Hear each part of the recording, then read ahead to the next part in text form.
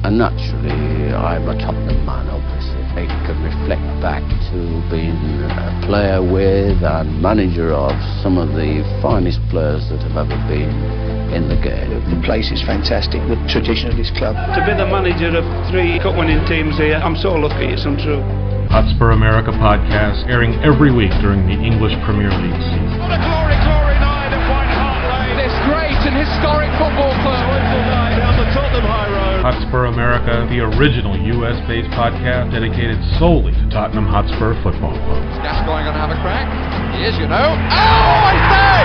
Schoolboy's own stuff. I hate Arsenal, just hate them. Oh, what a goal! Unbelievable! Wow, this is incredible. We're the Yids in America. This is there to tap in. What a fantastic run! He scored! And it's turned home, Eric Dyer. This is your Hotspur America.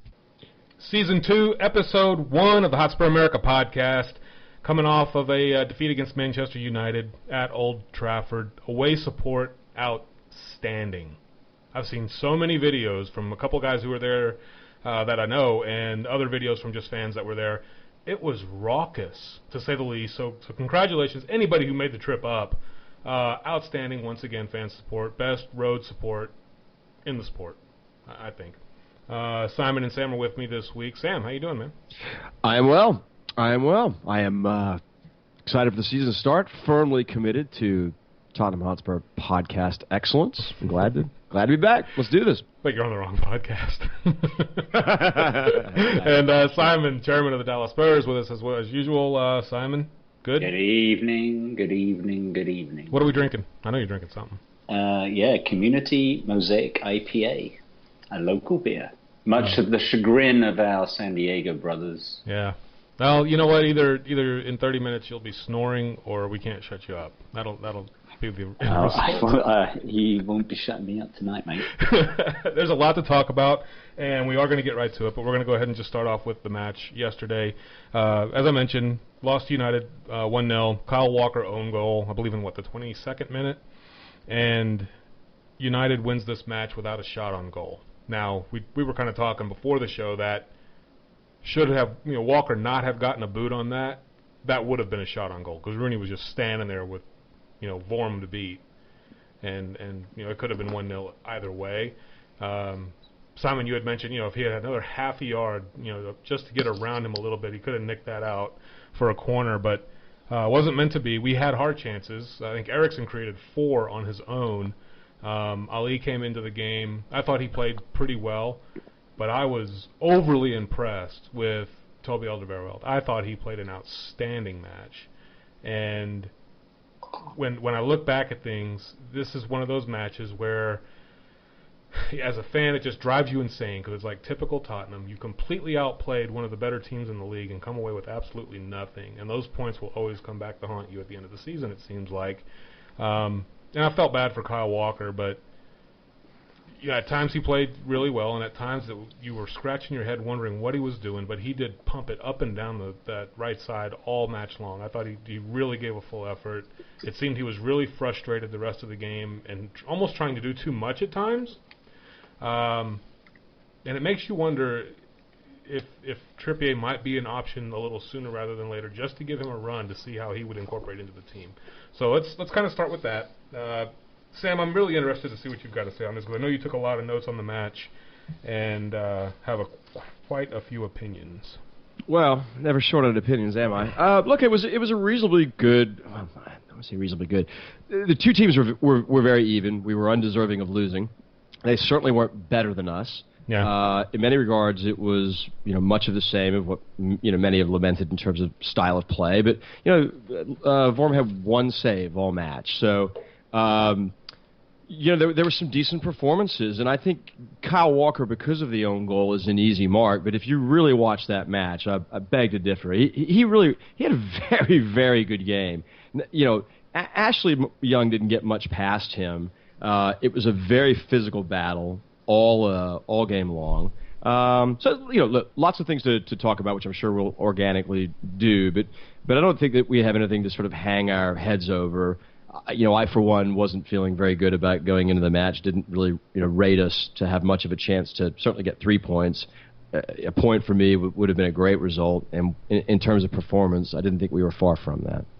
You picked us to lose 2-0 when we were on, 3 or 4? No, I think I said 3-1. I said we'd lose 3-1. And because I don't know, I was just being, the classic emotional hedge, right?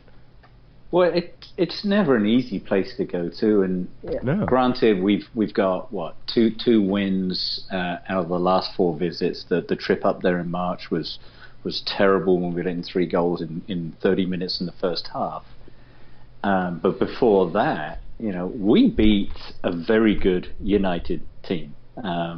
I know one of them was David Moyes', but prior to that, it was Fergie's team, and that was our first win since 1989, and we went all out in both of those games and kind of had to hang on, which is kind of the Tottenham way. Here, I just I'd rather play United at this time of the year because we did have a great opportunity to win, and I think we really need to. As much as we can dwell on the fact that we didn't play poorly, we have to look at the fact that was a woeful United performance. They were there for the taking, and we probably weren't going to get much out of the rest of the first half once we let the goal in. And it just seemed that we waited way too long before we really piled on the pressure in the last 10 minutes to try and nick something out of that game. And that's the disappointing thing. I spent the rest of the day kind of analyzing the what-ifs, and just felt that we just didn't push on that little bit extra. And we kind of saw that in some of these preseason games, and I don't know if we've got a kind of hangover from preseason, or we're still waiting for these final pieces of the jigsaw to come into play. Yeah. But we're just missing something to push us over the edge to really dominate a match like that and come away with the points. We tested Romero, but did we really push him to the point of making some world-class saves? No, Kane never really had. Yeah. He didn't get the service. He didn't get the service. No, he didn't. But I mean, if you take a step back, coming into that match, so many themes, right? We were all sort of questioning, well, who's going to play in our midfield? Is Ali going to get the start? Was Dyer going to play part of the pivot? And turned out that he was. And, it's probably worthy of chatting about his performance, which I think was uneventful, which is, I think, exactly what you'd hope for, given the situation, given new position, given the stress and pressure of playing at Old Trafford. I thought he did reasonably well. You guys? Yeah, I really did. Quite honest. I mean, look... For as young as Ali is, I think he's going to be an outstanding player, and I think it's just a matter of time before he infiltrates into the starting 11. It really is, because his footwork is just unbelievably dynamic.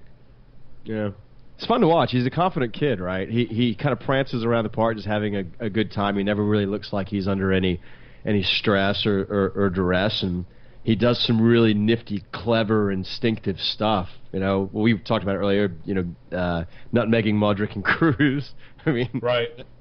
Effortlessly, just very sort of silky smooth. And I think he could be a special player, but I don't quite understand why he's competing, or at least it appears that he's competing with Dyer for the defensive part of that two-man midfield.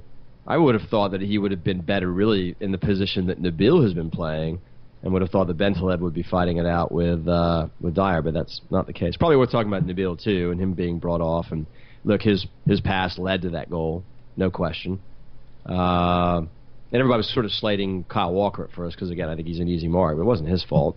He was actually even with the ball when Nabil lost it. So I don't know. What do you guys think? He motored back. He really did. He did. Again, you're right. He was an easy mark. That was my first thought. Because Ken and I were talking before we went on air, and I know you were intently watching the game and analysing while I was playing Mr. Social Butterfly with all the. By the way, you were present yesterday. I only saw you for like a minute of that game. I know. I know. You're doing your chairmanly duties. I understand. Yeah, chairs as you started to call me. So yeah, that was an easy first impression to make that. Why wasn't Kyle Walker back there in the right back position? And because Rooney just seemed to have acres of space, and for the ground that he made up, as I said to Ken, that just a half a yard, if he'd have been able to get around him and put the studs threw that ball out for a corner. It just eked in there. I mean, at first it looked like it was going to have some spin and maybe go wide, but it didn't. It was unfortunate. But I thought he played very well. I thought he played very, very well. One of the things I took away from the game, though, yesterday, correct me if I'm wrong, maybe you guys didn't see it. I know Chadley had at least one chance, and I think Dembele did as well, and possibly Eriksson. There were a couple of times where it looked like we could have one-timed a couple of shots, and we took like one extra touch that just took us a little bit out of position or gave that defender just a little bit of extra time to come back and make a tackle.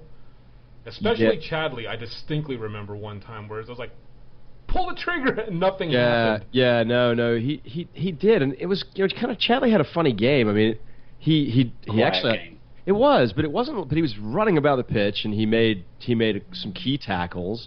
It wasn't like. I mean, it never really did anything. You're right. It wasn't effective. I mean, you remember a key cross, or we never really. The biggest threat. What a sublime, piece of movement with what a pass from Kane. That flick up to Eriksson on his head, and then Eriksson looks to see where Romero is. If he scores a left-footed chip volley 5 minutes in, I mean, we may have steamrolled him if that happened. I mean, honestly.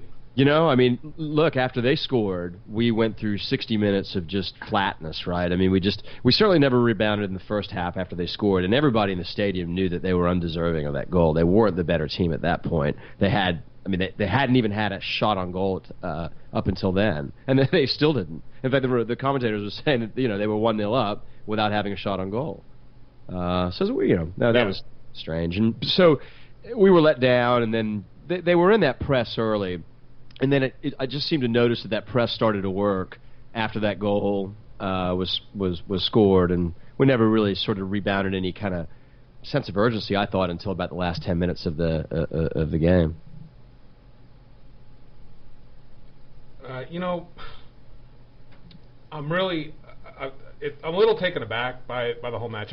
I didn't think it was bothering me as much as I realized until we started talking about it.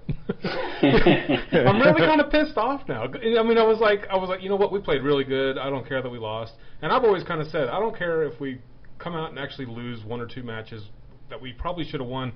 But damn it, this is potential top 4 team that everybody's been talking about, along with the Woolwich and Chelsea and City. And we go out and we really did. We outplayed them on their turf in front of 71,000 people and came away with just fuck all. We did nothing in terms of scoring goals. And we'll talk about the transfer window later. That's got to be something that we address. Yeah. Because look, Chadley knocked in double-digit numbers last year, but if he's not going to pull the trigger in the 6-yard box, that's an issue for me. Yeah. I'm kind of pissed about that. Well, okay, along the lines of what you're saying,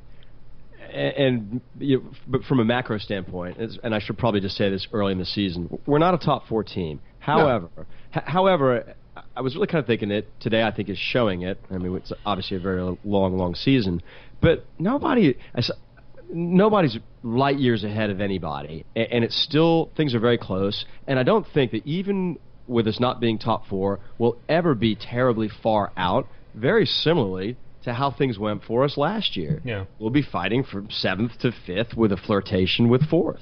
Well, and you got to look at the players. So you're mad about these games as a result of that. Well, I totally get it. Yeah. But you got to look at we've sold a lot of players.